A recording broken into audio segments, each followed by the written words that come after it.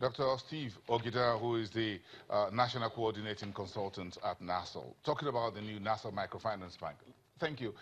Let's continue on this note to wrap up the program. I get 5%, this 5% Yes. Microcredit, and what's the size of the amount? And again, do you think if I'm already owing ABC Bank 2 million, 4 million, 5 million naira, will I be able to take this money and use it to quickly pay back and come back to you for more money? Thank you. I need to clarify this. We are going to be dealing with farmers.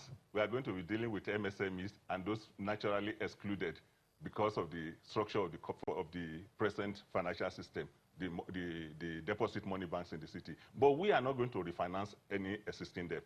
We are going to finance greenfield. We are going to do group lending. We are going to do individual lending to finance businesses that are upcoming and be able, but anybody that is owing any other bank will not come to us and refinance because it's going to be diverted. So we are going to finance only businesses that are viable and profitable, and that is why what the intervention fund is all about for. I didn't want to get lost in this technology, using technology to be. So I'm also interested in how will this be disbursed? Will this money be sitting in those NIRSAL post offices? No, money is not this. You see, with fintech and with the technology that the bank is using, money is not sitting there. It's a cashless economy. Money is not in any NIRSAL post office, so nobody should go there. The central control is our technology, and we have a very strong backbone to be able to disburse this loan. We will not tell you where the money is seated because it is seated in central bank. Let nobody go and look at our branches and think we have money in our vault. There's no money there. So but the customers will get the money. We'll be using POS. They are going to use POS. They are going to use. We are going cashless. Physical cash will not be disbursed, but this money will get to the equipment manufacturer. Working capital will be disbursed to the clients. The customers will get their money, but cash will not move. So, for farmers, the electronic wallet is the farmers will use electronic wallet. The fund for fertilizer, if you look at the current structure of the Anchor Borrower Program, the money that gets to the farmer is just the money for the taking care of the farms. The fertilizer money goes to the fertilizer producers, mechanization goes to the mechanization expert, and everything, the money revolves around the same system because everybody is operating within the same financial system.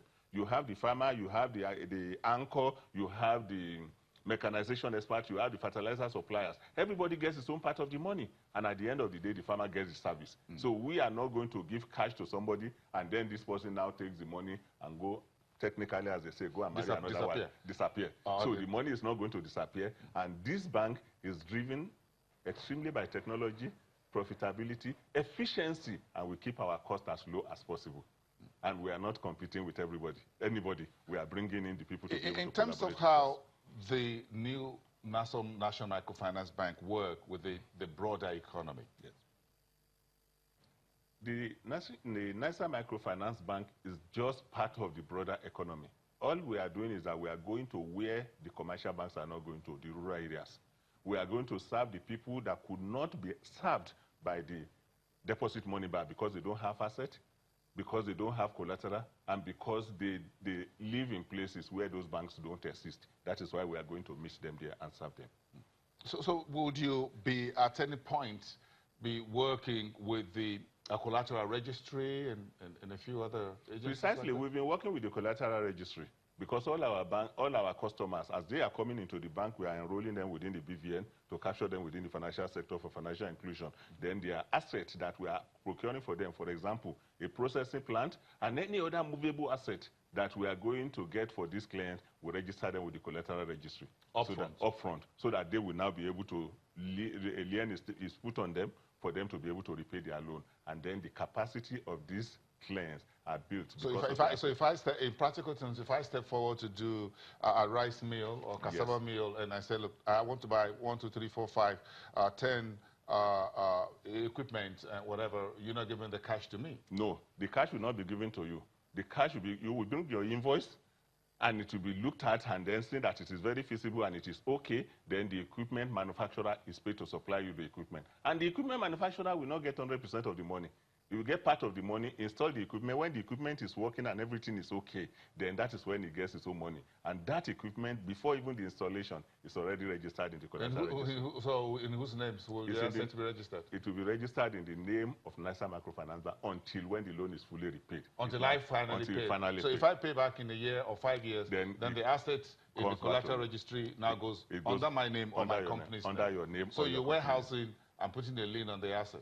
Yes. So you don't buy asset through the front and sell it. No, we don't. We don't buy asset through the front and sell it through the back, and we don't allow people to move with our asset without the collateral registry knowing about it. So everything is locked down. Everything is locked down. Yes, I register. And that is part of the technology that we are deploying and using. And all those assets are going to be tracked to be able to know where we have the asset, when do we acquire it, and how long will the loan be repaid. Okay, so what's the size of what individual farmers or clients will be able to access through this? We started with 7 branches.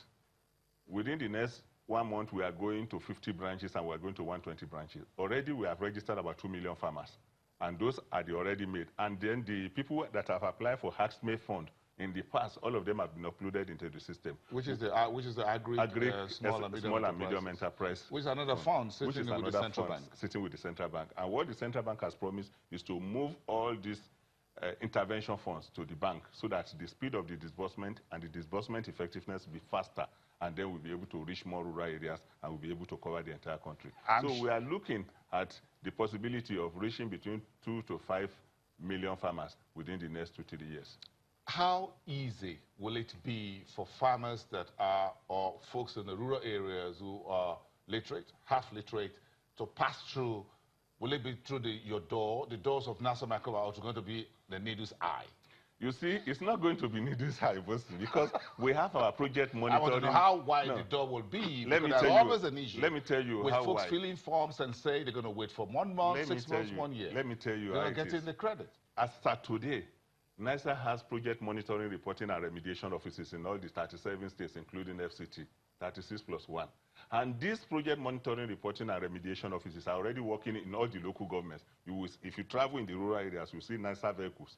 You see NIRSAL flag, you see NIRSAL activities going on. So already, our field officers doing extension services have been educating the farmers, building their capacity. So they are going to assist the farmers in filling the forms and meeting the conditions. And again, we have BVN machine. We don't expect the farmers to come and queue in our office. We take the machine, we take the technology to them, under the tree, in their villages, where they do their meetings, and that is why we capture their data. There is no way in NIRSAL Microfinance Bank we capture the data of 150,000 farmers in Kebbi, asking all of them to come to this office. If 150,000 opens this door, the door will break down within 2 days.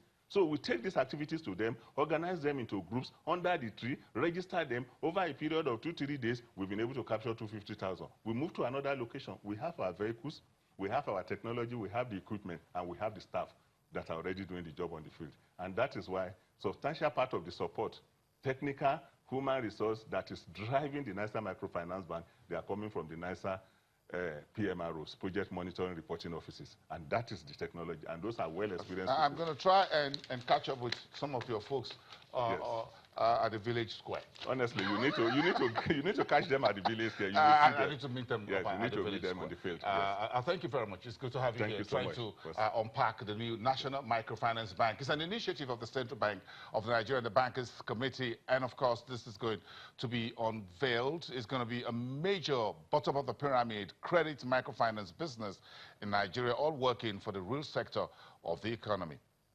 Let's leave the program there. For today, we'll continue tomorrow, Tuesday, the 30th of April. I am Bosun Namafaye, and I'll see you again. Bye for now.